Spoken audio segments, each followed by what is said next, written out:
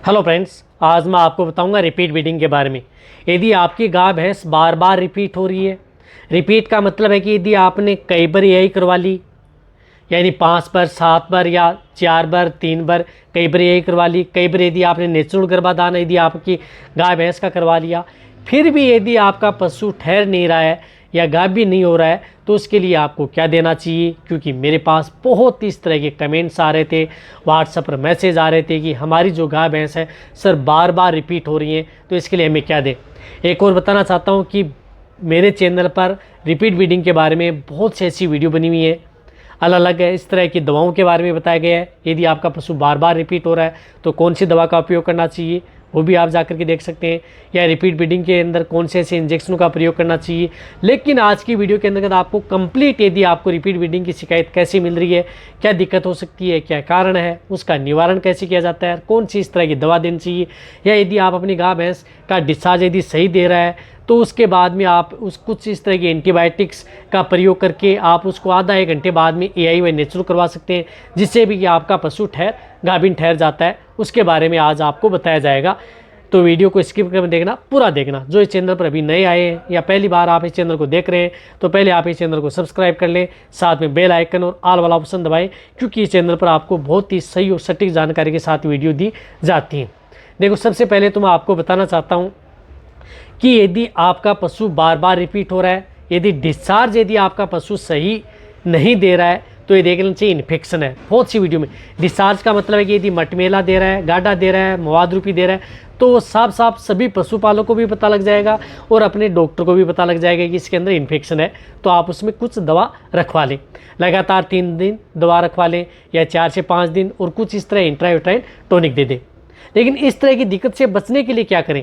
देखो, यदि आपकी गाय भैंस की डिलीवरी होती है, डिलीवरी होने के बाद में यदि आपका पशु आसानी से जेर भी डाल देता है, किसी तरह की कोई दिक्कत नहीं है, फिर भी आप जितने भी जो डेयरी फार्मर या पशुपालक देख रहे हैं, तो आप अपने पशु को इंट्रायूट्राइन जो टॉनिक आते हैं उनका आप कम से कम 1 लीटर, जिस प्रकार से यूट्रोटोन है, एक्जापार है, बहुत सी इस तरह की दवाइयाँ आती हैं, उनमें से आप कोई सी भी प्रयोग करें। 100 ml सुबह, 100 ml शाम।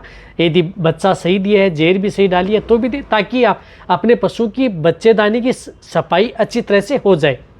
सेकंड कारण, यदि आपकी जो पशु में यदि बच्चा निकाला है, डिस्टोकिया टोर्सन की शिकायत हुई है, या जेर यदि हाथ से निकलवाई है, यदि आप अपने पशु की जेर यदि हाथ से निकलवाई है, तो आपको 100% आपको इंट्रायूट्राइन टॉनिक कोई सा भी हो, किसी भी कंपनी का, अच्छी कंपनी का, जिस प्रकार से यूट्रीवाइव है, एक्जापार है, या बहुत सी ऐसी कंपनी आती हैं, उनका आप अपने पशु को 1 लीटर से या 2 लीटर के बीच में ज़रूर पिलाना आपको दे सकते हैं, जिससे क्या है अच्छी तरह से सफाई हो जाए। और रही बात, यदि आप अपने पशु के हाथ से जे निकलवाते हैं, तो जे निकालने के बाद में आप अपने पशु चिकित्सक से कहें कि या तो उसके अंदर कुछ इस तरह की जो बोलस आती है वो छोड़ें, या उसके बाद में दूसरे तीसरे दिन आप कुछ दवा छुड़वाएं। जिस प्रकार से उनके अंदर दवा छुड़वा, जैसे पोविडिन आयोडीन है, या मेट्रोनिडाजोल है, या अदर जो बहुत सी इस तरह की दवाइयाँ आती हैं बच्चेदानी की सफाई के लिए, उनमें कोई सी भी दवा आप अपने पशु चिकित्सक से छुड़वा लें 2 से 3 दिन, यदि हाथ से जे निकलवाइए। ज़्यादातर दिक्कत क्या होती है, पशु में जो इन्फेक्शन होता है बच्चेदानी में, वह हाथ से जे निकालने के बाद में, या डिस्टोके या टोर्सन की यदि आपके पशु में शिकायत होती है उसके बाद में। तो इसके बचाव के साथ आप अपने पशु में, अपने पशु चिकित्सक के द्वारा उनमें दवा ज़रूर छुड़वा लें बच्चेदानी में। या कुछ इस तरह की आप दवा भी दे सकते हैं बाहर से, जिस प्रकार से कई पाउडर आते हैं, कई इस तरह के जो लिक्विड आते हैं, वह अपने पशु में बाँट के साथ दे सकते हैं। ये तो आपको देना ही देना है। फिर इस तरह के आते हैं कि यदि हमारा पशु इस तरह की कोई दिक्कत ही नहीं है, न कोई मटमेला है, न किसी तरह का कोई डिस्चार्ज में कोई दिक्कत है, फिर भी हमारा पशु बार बार रिपीट हो रहा है, कहने का मतलब है कि जो डिस्चार्ज है वो एकदम क्लीन पारदर्शी दे रहा है।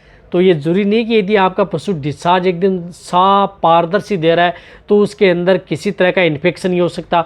उस तरह के डिस्चार्ज में भी इन्फेक्शन हो सकता है।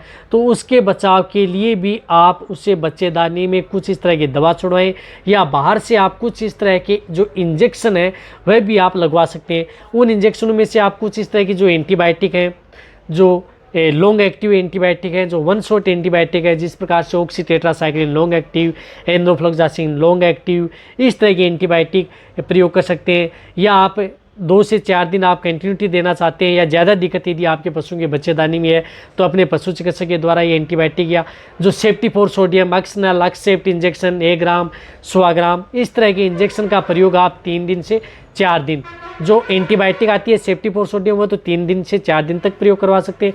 लॉन्ग एक्टिव एंटीबायोटिक आती है, नॉर्मल इन्फेक्शन है तो वो 1 बार इंजेक्शन लगवा सकते हैं। तो ये इंजेक्शन भी आप अपने पशुओं को लगवा सकते हैं यदि आपके पशु में रिपीट ब्रीडिंग की शिकायत हो रही है। साथ साथ मैं आपको बताना चाहता हूं कि आप अपने पशु की एक तो डिवर्मिंग कराएं। यदि आपको इस स्थिति से बचना है तो आपको क्या करना है, डिवर्मिंग कराएं समय समय पर, क्योंकि कई बार यदि आपके पशु में इंटरनल पैरासाइट होते हैं उसकी वजह से भी आपके पशु में इस तरह की दिक्कत हो जाती है। डिवर्मिंग आपको कराना है। अच्छा मिनरल मिक्सर पाउडर आप अपने पशुओं को देना है यदि आपको इस तरह की दिक्कतों से बचना है। यदि आपके पशु में किसी भी तरह की कोई दिक्कत ना हो, अच्छा मिनरल मिक्सर पाउडर हो जिसके अंदर पर्याप्त मात्रा में मिनरल्स एंड विटामिन्स हो, अच्छे ब्रांडेड का हो, वो आप अपने पशुओं को 50 ग्राम पर डे के हिसाब से, जिन पशुओं का बॉडी वेट ज़्यादा है 500 kg ज़्यादा है तो इन्हें 100 ग्राम पर डे के हिसाब से कंटिन्यूटी स्टार्ट रख सकते हैं लंबे समय तक। जब तक यदि आपका पशु दूध देता है तो आप 50 ग्राम पर डे के हिसाब से कंटिन्यूटी देना चाहते हैं, मिनरल्स दे सकते हैं। यदि आपका पशु गाभिन ठहर गया या नहीं ठहरा तो भी आप लंबे समय तक दे सकते हैं। उसमें आपके पशुओं की क्या होता है कि कंसेप्शन रेट या कंसीव होने के चांस आपके पशु में सबसे ज़्यादा होते हैं। तो एक आपको साथ में ये करना है। रही बात यदि आपके पशु में किसी भी तरह का कोई इन्फेक्शन ना हो या इन्फेक्टेड से यदि आपको बचाना है तो आपके पशुओं को जहाँ पर भी रखते हैं वहाँ पर अच्छी साफ़ सफाई रखें। ये आपको बहुत ज़्यादा ज़रूरी है। यदि आप साफ़ सफाई नहीं रखेंगे तो कई बार क्या है कि यदि आपका पशु जैसे डिसार्ड डालता है, साफ पारदर्शी भी डालता है तो भी उससे क्या होता है कि बाहर से इन्फेक्शन आपके पशुओं में जो वेजाइना है, यूट्रस है, उसके अंदर चला जाता है। तो जहाँ पर भी रखते हैं पशुओं की अच्छी साफ़ सफाई होनी चाहिए, अच्छा साफ पानी पिलाएं, अच्छा मिनरल्स देते रहें तब तक ये। और अच्छा यदि आपने पशु को जैसे डिलीवरी हो गई है तो उसके बाद में इंट्रायूट्राइन टॉनिक कोई सा भी आप अपने पशु को देते रहें। लगभग आप अपने पशुओं को इस तरह की रिपीट ब्रीडिंग से बचा सकते हैं। रही बात समय समय पर आप अपने पशुओं को कुछ इस तरह के जो हार्मोनल इंजेक्शन भी यदि आपके पशु में दिक्कत हो गई है तो वह भी आप अपने पशुओं को पशु चिकित्सक के द्वारा लगवा लें। यदि आपका पशु फिर भी यदि इसी तरह की कोई दिक्कत नहीं है, फिर भी यदि आपका पशु बार बार रिपीट हो रहा है तो आपके पास यदि नज़दीक पशु चिकित्सक है उससे उसकी जांच करवाएं बच्चेदानी की कि कहीं उसके अंदर कुछ इस तरह की कोई सिस्ट है या अंदर कोई दिक्कत तो नहीं बनी हुई है, उसकी वजह से हमारा पशु बार बार रिपीट हो रहा है, तो उससे भी आप बचा सकते हैं। तो ये बातें हैं, ये आप यदि ध्यान में रखेंगे तो आप अपने पशु को रिपीट ब्रीडिंग से भी बचा सकते हैं और आप अपने पशुओं में होने वाली जो बार बार एआई है या जो नेचुरल करवा रहे हैं उससे भी आप अपने पशु को बचा सकते हैं। एक और बताना चाहता हूँ कि जब यदि आप अपने पशु की एआई व नेचुरल करवाना चाहते हैं तो उससे पहले आप अपने पशु को कुछ हार्मोनल इंजेक्शन लगवा लें ओव्यूलेशन बनने वाले, उसके बाद में आप एआई या नेचुरल करवाएं। इससे भी आपके पशु में ठहरने के ज़्यादा चांस हो जाएंगे। अब आप अच्छी तरह समझ गए होंगे कि रिपीट ब्रीडिंग से अपने पशुओं को कैसे बचाना है। रही बात यदि आप अपने पशुओं को रिपीट ब्रीडिंग से और भी यदि कोई ज़्यादा समस्या है तो आप नीचे जाके कमेंट में लिख सकते हैं, उनके बारे में आपको डिटेल सी वीडियो मिल जाएगी। रही बात यदि आप अपने पशुओं को नॉर्मल इन्फेक्शन है तो आप जिसमें जेंटामाइसिन एंटीबायोटिक है, स्ट्रेप्टोपेनिसिलिन एंटीबायोटिक इंजेक्शन है, इनको आप बच्चेदानी में छुड़ा करके अपने पशु चिकित्सक के द्वारा उसके बाद में आधा 1 घंटे बाद में एआई व नेचुरल भी करवा सकते हैं। उससे भी बहुत से पशु में ठहरने के चांस रहते हैं। ये वीडियो जितना हो सकता है शेयर करें। इसी तरह से वीडियो देखते रहें। थैंक्स, धन्यवाद।